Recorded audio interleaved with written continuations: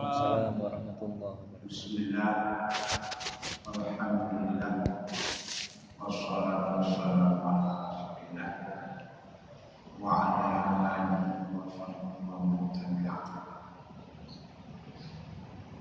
Syukur alhamdulillah pada malam yang sangat berbahagia ini, kita telah melaksanakan salat fardu isya berjamaah, dilanjutkan jalur tausiah atau pengajian ala kadar, dan pada saya sendiri secara bersahaja pada malam ini selesai acara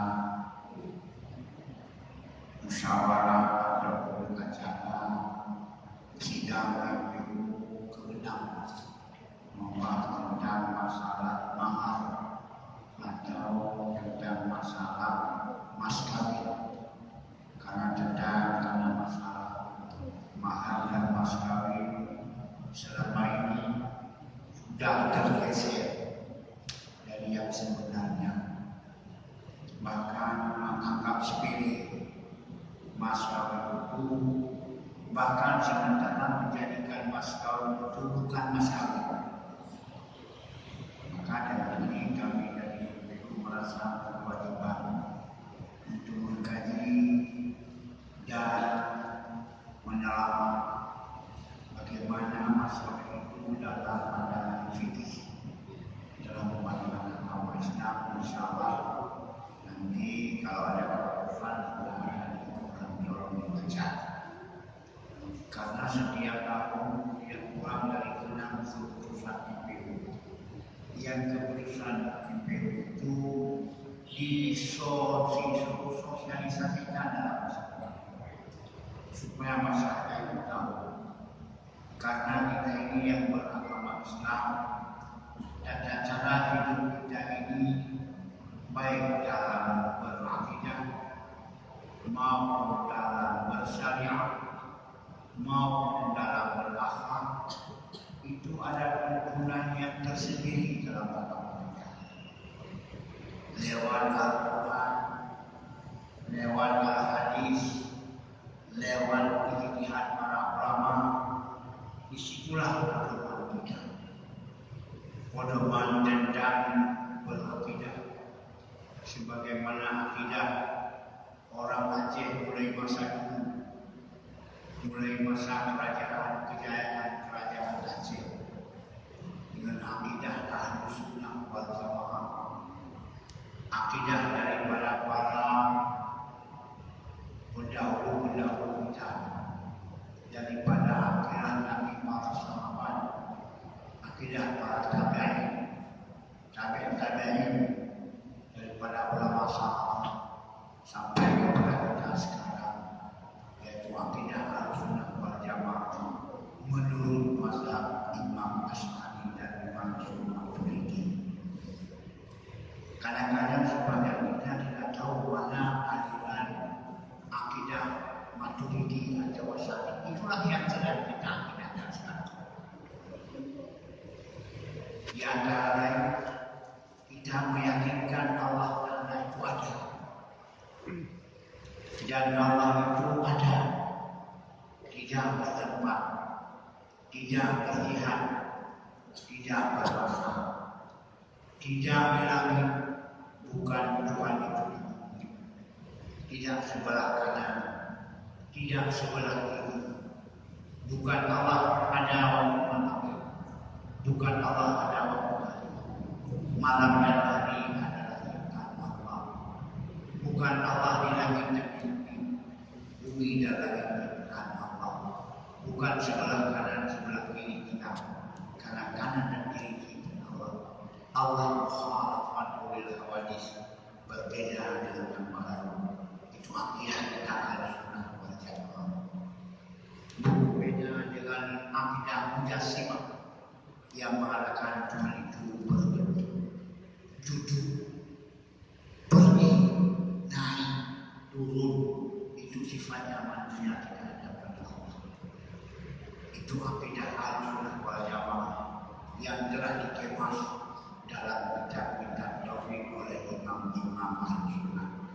Ini yang sedang diatur oleh orang Aceh mulai dulu masa istiadat muda sampai kepada kita dengan memberdayakan murid-murid anak-anak waktu kecil termasuk saya mengamalkan sifat 20 mulai daripada wudhu, hijab, apa, mukhalafatul hawadits, qiyam binasri wahdaniyah, qudrah iradah, ilmu hayat, sama bahasa kalam hadirun muridun alim sama bahasa mutakallimun.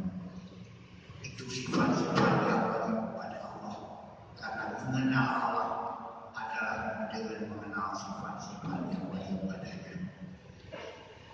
Juga ibadah kita, syariat kita, sembahyang kita, puasa kita, haji kita, itu menurut mazhab Imam Syafi'i. Sadar tidak sadar kita waktu sembahyang, sadar tidak sadar waktu kita puasa, dengan belajar kitab-kitab yang ada pada kita, dengan belajar ilmu-ilmu yang diberi oleh guru, belajar kitab-kitab Arab, belajar kitab-kitab Jawa, semuanya karangan-karangan dari orang atau ulama-ulama Syafi'iyah yang bermadzhab Syafi'i.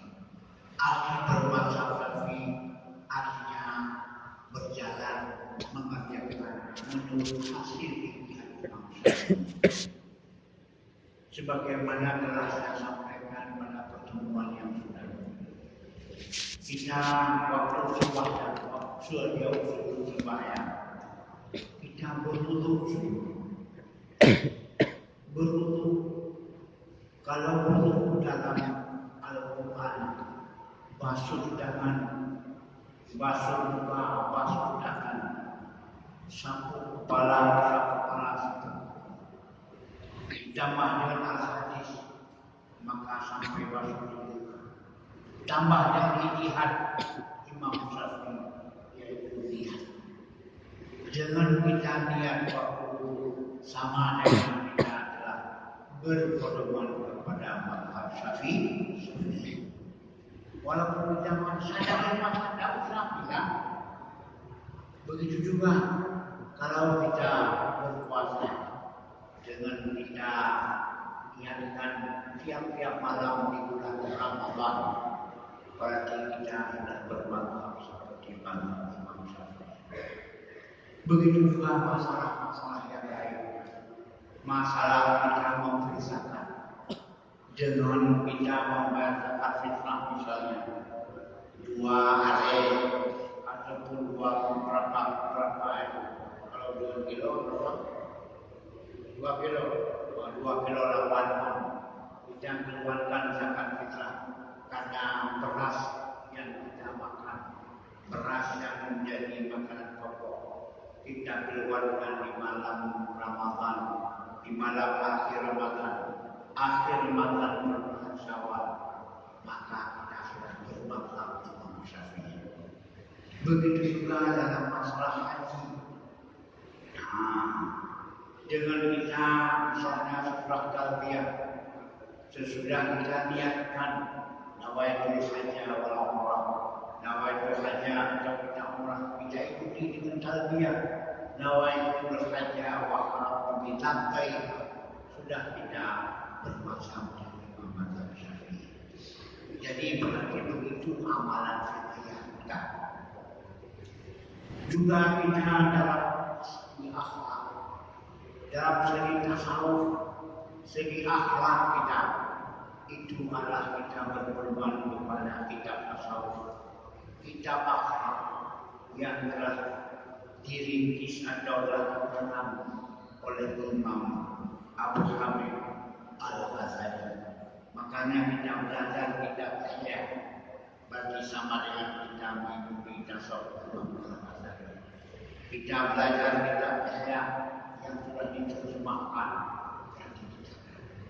sudah kita berakhlak atau bertasawuf, ataupun sudah kita mengalami sifat-sifat yang terpuji menurut Imam Al-Ghazali.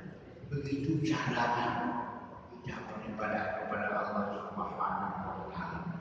Sebagaimana pernah saya bilang, Athi'ullah wa athi'ur Rasul wa ulil amri. Athi'ullah, patuh kepada Allah dengan Qurannya. Athi'ur Rasul, patuhlah Rasul dengan hadisnya. Apa yang kadang-kadang tidak ada pada Al-Quran, kadang-kadang tidak ada dicatat oleh hadis secara rinci. Wa ulil amri, dan patuhlah pemimpin-pemimpin kamu. Ulil amri menurut pentafsiran ada dua. Ulil amri, pemimpin kamu dalam soal ini. Maka kita memiliki pemerintah orang yang memerintah kita. Kita harus patuh selama memerintahkan dengan perintah yang tidak menentang dengan aturan Allah, tidak menentang dengan aturan Rasul. Misalnya pemerintah membuat satu peraturan dan patuh di Aceh, wajib kita membuang sampah dalam tong sampah, wajib kita membuang sampah dalam tempat sampah, dilarang kita Allah ada berak tempat benci. Itu wajib. Mengapa? Karena ulil amri kita selalu memerintahkan dengan suatu kebaikan. Kecuali perintah dari pemerintah itu memerintahkan kita dengan kejahatan. Malam ini semua jangan salah. Kita semuanya berkonser sana. Gedang padang, kita nonton bulan dunia, ataupun kita nonton konser yang datang dari ibu kota, dalam keadaan kita pakai celana semua. Nah, hal itu melanggar dengan aturan, tidak wajib kita buat. Tapi selama diperintahkan malam Ramadan semuanya kita salat bersama, walaupun jamaahnya itu sunan akan tetapi kalau pemerintah, kalau pemimpin kita memerintahkan kita dari sunat itu menjadi wajib. Itu menurut pendapat dari pendapat sunnah wal jamaah. Maka wajib taat kepada pemerintah. Dilarang memberontak. Tidak ada pemberontakan dalam yang dikatakan sunnah wal jamaah. Yang kedua, pemimpin agama, yaitu ulama. Karena ulama lah yang mengakibatkan agama dengan ijtihad mereka.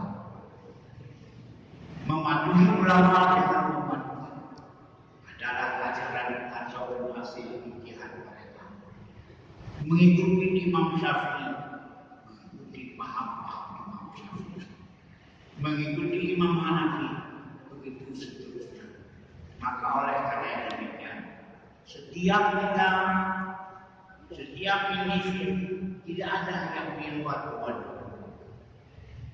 Setiap individu, setiap pribadi kita dalam dunia ini yang diberikan oleh Allah menurut kepada kita, diberikan fasilitas hidup, diberikan segala sesuatu yang kita butuhi, diberikan kepada kita anggota supaya dapat kita usahakan, diberikan kepada kita akal supaya dapat mendapat ilmu, diberikan kita pikiran supaya bisa memikir.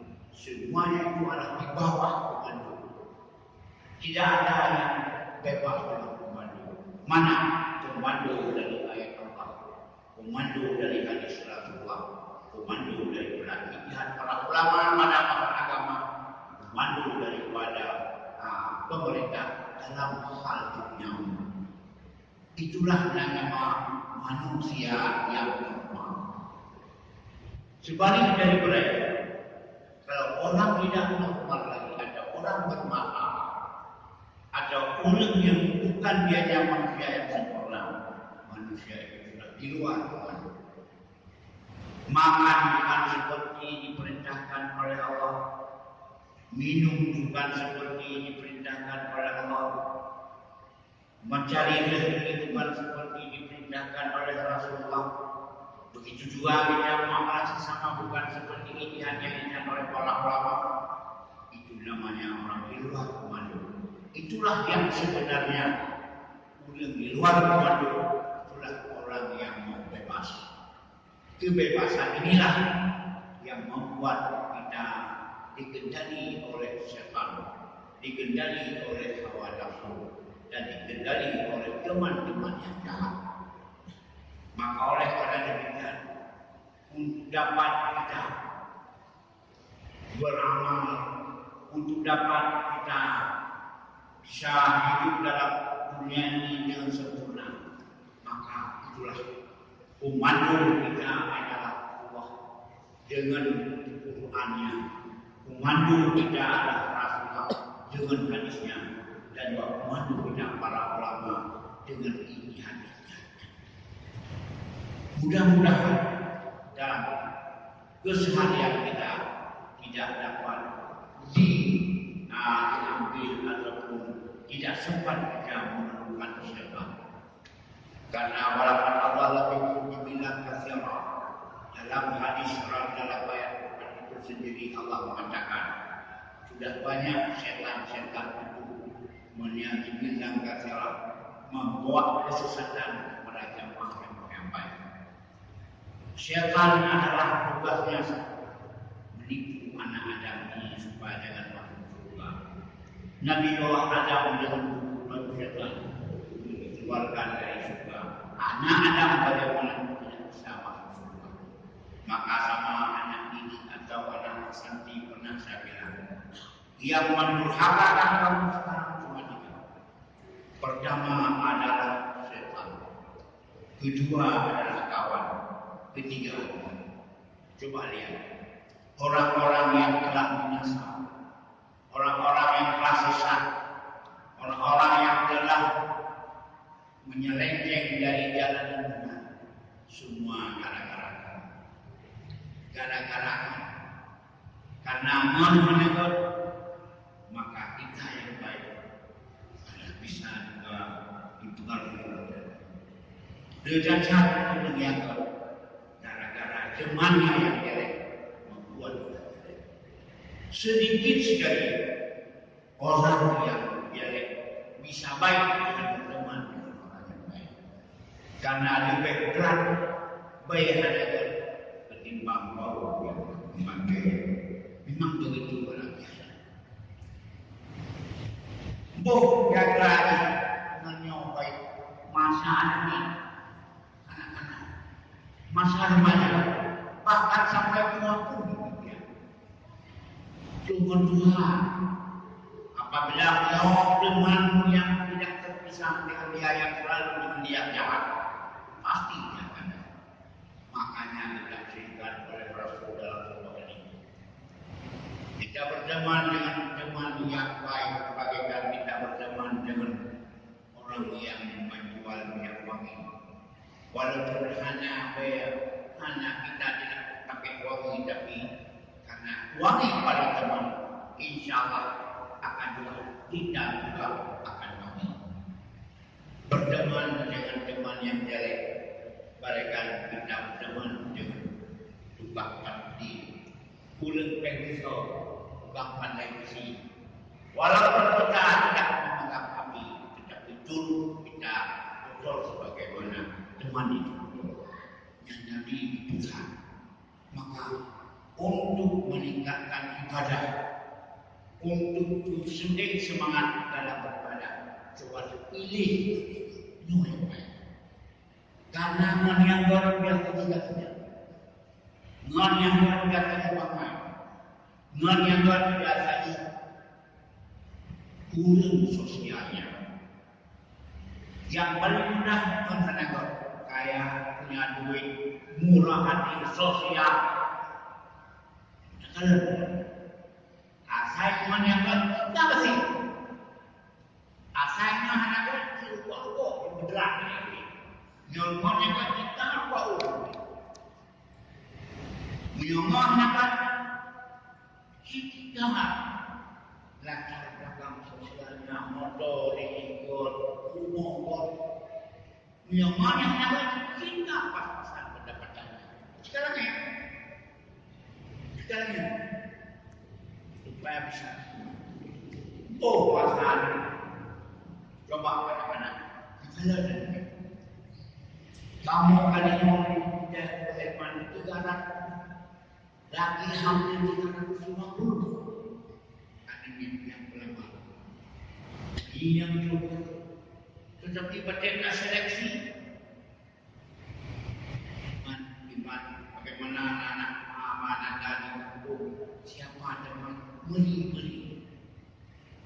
yang dia anil mari di atas bak manusia apa katanya puji lihat saja kepada temannya anil mari di atas dari manusia katanya tapi kalau coba menyamani yang insyaallah dia hubungan dengan Ibrahim hubungan dengan Ibrahim supaya jauh dari kepada Allah hubungan dengan ahli ibadat dengan ahli pamak supaya butir-butir semua ini mana dia yang tengok omongan gue tunggu yang tengok omongan dengan awak politik awak politik itu tengok dulu politik politik Miondek ni tengok dan mohon gubernur salah kira salah kira. Nyok binasa negara-negara. Bahkan dalam kenyataan semuanya pun. Belum jadi mohon berdagang. Mungkin diikuti jadi. Menok karena saudara itu jadi pendatang. Maka menanti benar mengambil politik sang Pak RT anggota DPR ini tak tengok karena anak ini yang itu duduk kursi untuk wajah-wajah yang presiden jauh pada politik dia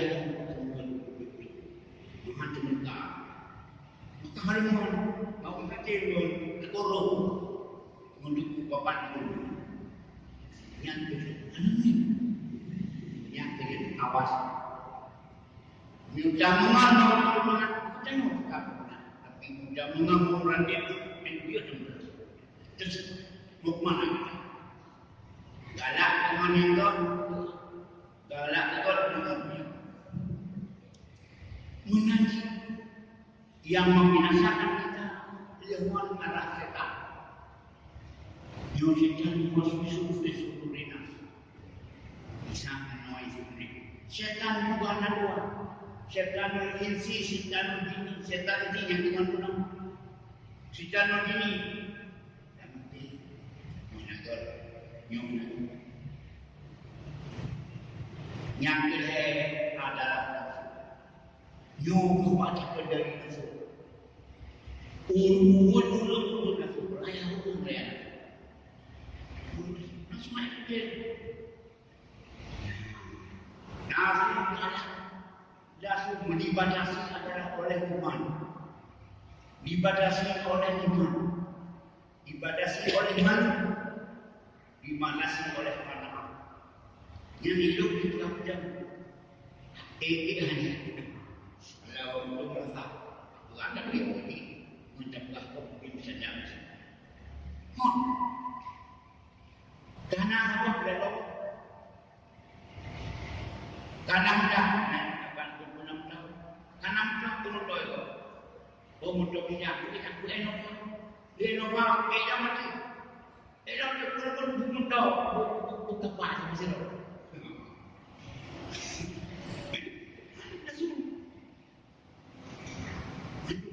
cuma siapakah yang bisa membatasi kamu yang berpanah memandang apa yang ada apa kita anak-anak kita yang menanti enggak baca cukup pada apa kita saja. Nafsu kita itu, tapi karena ada sekelumit ilmuwan, azan sudah tidak mengenal tidak kembali. Yang kedua, nazui, tapi karena nawiu cahaya iman. Allah Akbar, Allah yang Maha Besar, panggilan Allah yang Maha Kuat kita. Begitu. Itu dia nazar, dia kata itu bukan yang nawi mana kau pada jahil pakai bau sini. Beliau menyala badan dapat dibeli nasul. Yang murni langsung begitu salah begitu baik. Jadi maka perlu dalam dada. Maka kesimpulannya dalam ilmu beribadah, dalam ilmu bermuamalah, dalam ilmu berinteraksi sesama manusia dalam di alam penuh dengan cobaan, penuh dengan daya dan penuh dengan aban-aban dan kepalaran yang dapat mengatasi atau yang dapat memberi solusi kepada penuntut komando. Dah komando yang dilupakan ini mengakhiri. Lihatlah yang bakal menyesatkan kita dan tiga yang akan membanggakan kita. Pertama, bapak dan ibu yang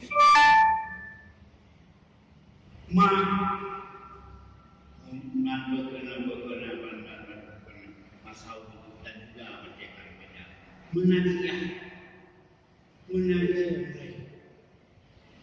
nyobure wakilma bure wakia bure yang akan membimbing jambure yang bure dah ilmu mana itu Sayyidina Ali radhiyallahu anhu ana abdu liman 'allamani walau harfan wahida.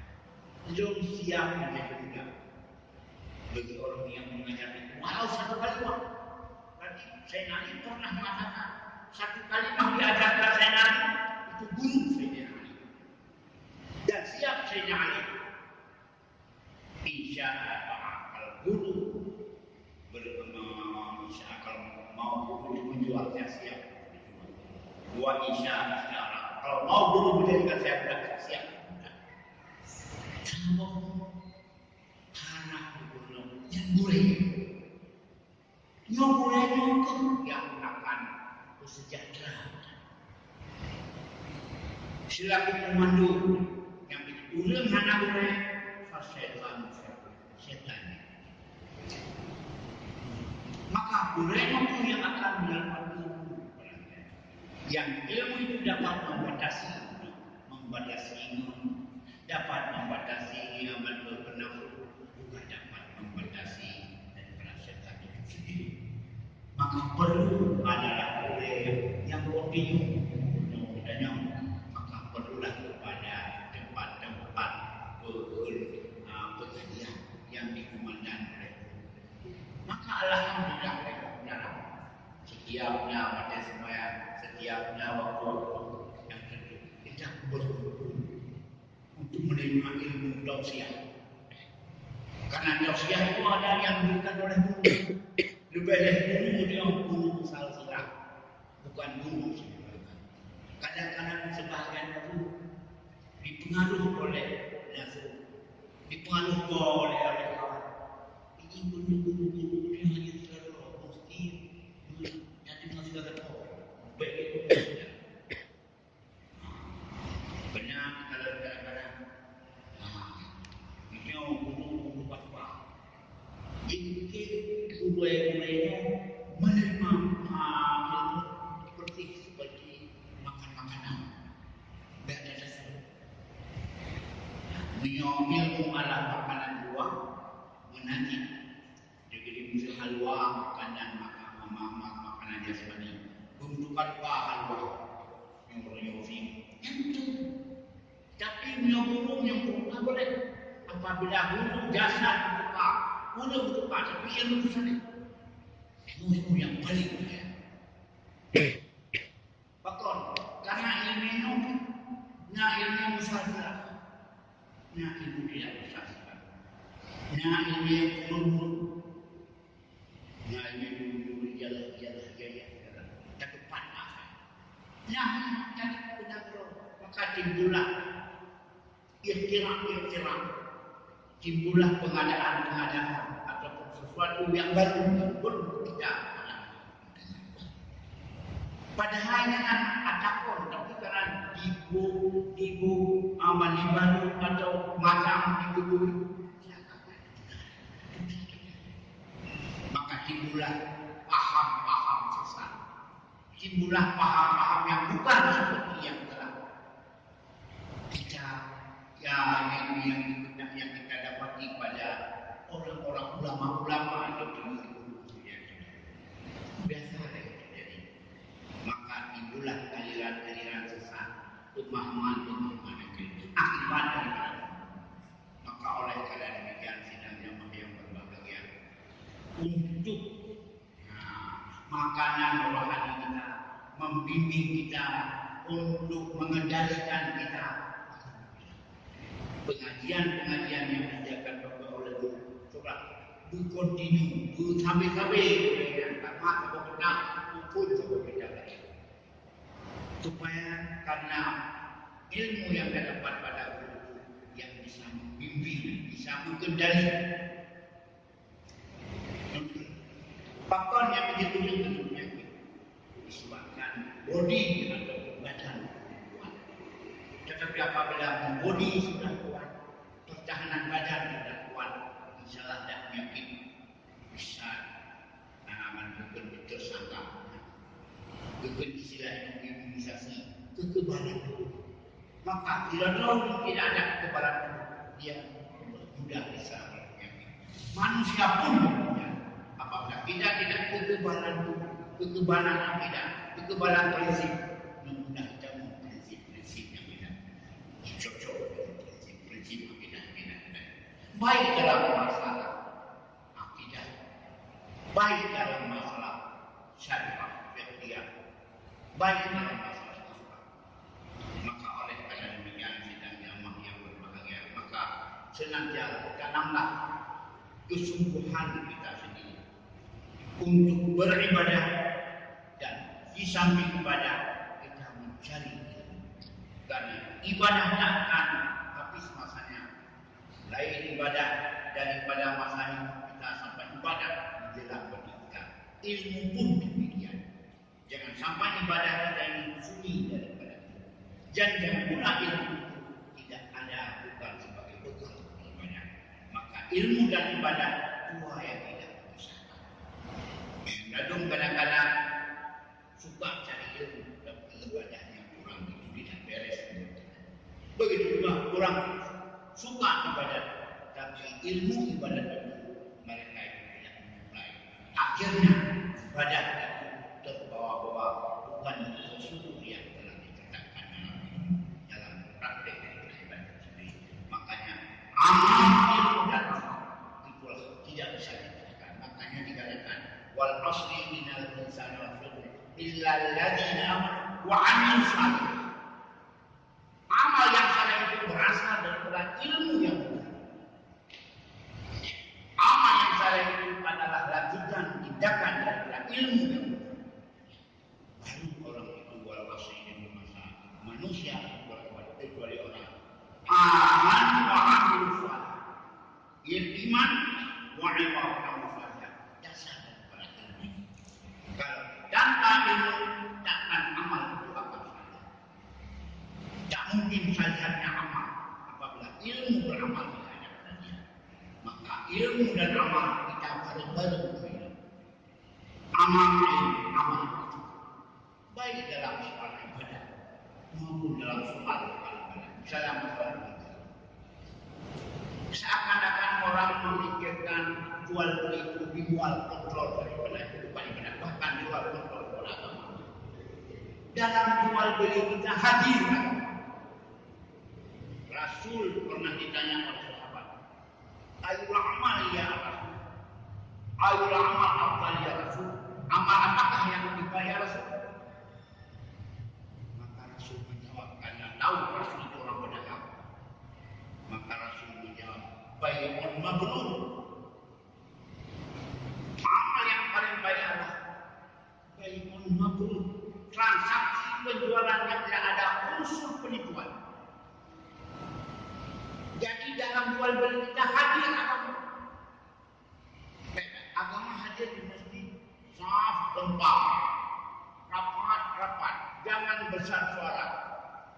baca yang bukan pisang mana pisang pakai kambing. Mana dia? Mana ada agama? Kepiyah baru yang benar. Tapi bukan pisang. Siapa dia? Gemukan pun.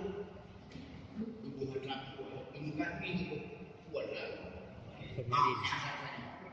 Sekarang maknanya adalah bukan belum mampu. Penjualan yang ada penipuan karena penjualan yang ada telah menghasilkan maksiat. Penipuan itu menyebabkan haram. Jadi makan yang haram, makan akibat dari transaksi yang tidak benar. Dapat jauh pisang-pisang atas semua. Bagaimana halnya baju pisang tapi lagi sedangkan juga bayar makanlah kamu dan pada makan yang baik-baik. Ada dalam pisang kamu berbeda baik. Nyawanya tapi bukan lahir dengan pisangnya. Bukan bola panas. Yang kedua, ya ayuhan aku, hai manusia apa juga yang baik, bukan ya ayuhan Memori lawan ayuhan itu khusus ada masalah. Tapi masalah mana makanan sama. Karena makanan akan melahirkan akhlak yang baik dan akhlak yang berkuat di dalam makanan. Makanan mudah adalah tidak butuh makanan itu. Belum menanti makanan tidak ada tiada salari. Dia sendiri waktu itu menyebabkan makanan tepat. Maka Rasul yang baikun makhluk penjualan yang tidak ada penipuan. Yang kedua amal manusia jadi perbuatan manusia yang perhiasan. Jauh itu ramah juga perlu penelitiannya.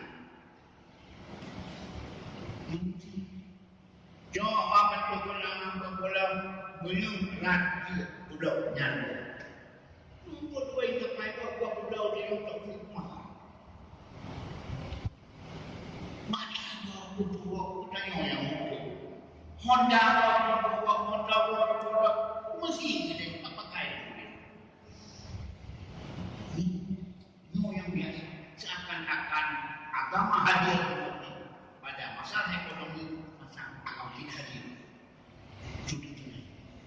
Rasulullah mengatakan tapi yang mendapatkan sudah umumnya penipuan mulai daripada ulang itu ulang amal pulau yang berbeza coba ulang bukan betul ini pulau yang berbeza problem dari sini jadi mereka mesti pulau dimodifikasi. Kalau dia itu bilang betul-betul, kalau motor yang lain akan berkait. Apa supir yang itu pakai ini dia betul.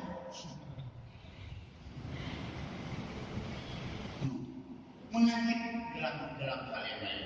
Penipuan penipuan adalah agama yang sangat agama itu.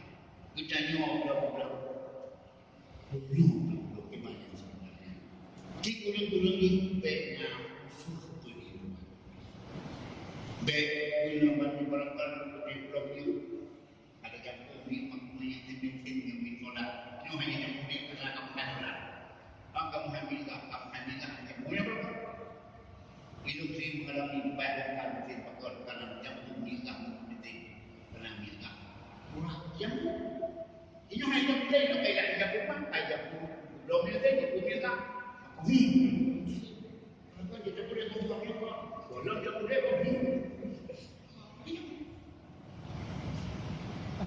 Untuk pakai belum ini adalah unsur yang hadir selamanya. Imamnya pengajian kita adalah satu pengajian yang lengkap. Apakah segi ibadah, apakah segi muamalah,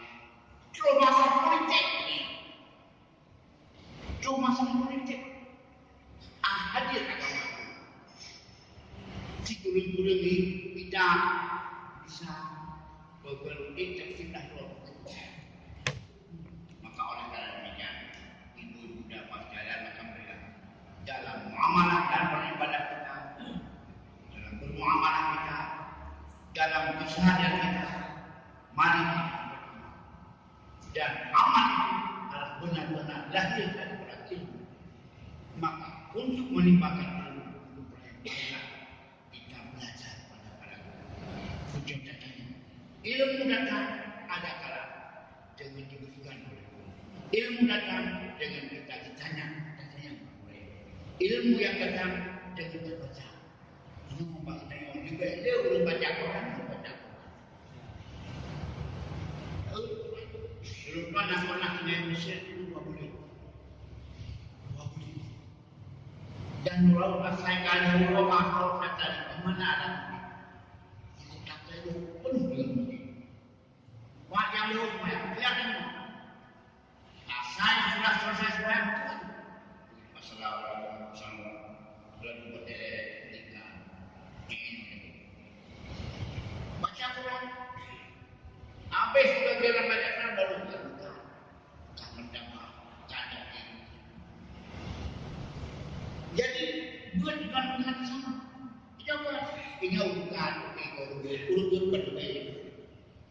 Dia beri betul-betul bukan yang yang bukan yang kan. Dipisahkan. Padahal ilmu untuk beramal. Ilmu amal adalah untuk kebahagiaan kita. Amalah yang akan membahagiakan kita di dunia. Amalah yang membahagiakan kita dari kubur. Amalah yang membahagiakan kita di masa. Amalah yang akan membuat kita masuk surga. Yang jangan dicari untuk mau deh surga. Baca baca sampai pisang-pisangnya ada problem. Ini yang baca Quran kadang-kadang tergantung kepada iman, tergantung kepada bimbingan daripada guru yang musik. Maka ini pada sekalian yang hidup dalam yang hidup dalam keseharian dalam bukan keseharian dalam usaha coba. Di samping kita berusaha untuk mencari nafkah supaya hidup di dunia, coba carilah bekal hidup di kubur, hidup di akhirat. Jangan kita usahakan kita akan dapat di surga yang jauh. Inilah yang sebenarnya. Makanya Rasul memesankan kepada kita, man arada dunya fa'alih bil ilm, wa man arada al-akhirah fa'alih bil ilm, wa man arada ma fa'alih bil ilm. Siapa yang mau sukses di dunia, ilmu depan, sukses di akhirat, ilmu depan, sukses di akhirat, ilmu depan. Maka kita jangan pisahkan diri dengan majelis ilmu. Maka Rasul mengatakan, man hadara majlis ilmi, barang siapa yang hadir dalam majlis ilmu di mana membicarakan ilmu, in asya sa'ida, kalau dia hidup bahagia, wa in mata sa'ida, kalau meninggal insyaallah akan meninggal mati syahid. Betul syahid jauh dari isinya jauh dari syahid. Begitu dia menuntut ilmu, dia benar meninggal. Inna lillahi wa inna ilaihi raji'un. Kau jalan dunia dengar ilmu, dia dengar ceramah yang mati syahid. Belum jauh lagi mati syahid jauh. Yang pastinya dia. Dan yang mati salah syahid banyak sekali. Bukan saja mati salah syahid dengan terjaga. Baik jangan itu kadang-kadang mati syahid terjaga tumpah boleh berarti yang mati jahat bukan mati syahid mati syahid. Kalau mati syahid bagaimana Rasul mengatakan in asya sa'ida, apabila dia hidup bahagia, wa in mata tidak, kalau meninggal dalam hadir dalam ilmu akan mati dalam keadaan syahid, dia akan diberikan pahala syahid. Walaupun hukum di dunia bukan orang syahid, disembahkan dan dimatikan, tapi pahala kita seperti pahala orang yang syahid diberikan terang. Begitu kita apa sabdanya Rasulullah yang ditanya B dua atau B alasan. Kalau misalnya ada di mana pan hidup. Maka oleh karena demikian, mari sama-sama dengan ceramahnya yang bertiga ini yang saja daripada Bapak dan Ibu bisa menanggapi apa yang perlu kita amalkan dan apa yang perlu kita lakukan. Mudah-mudahan amalan kita ini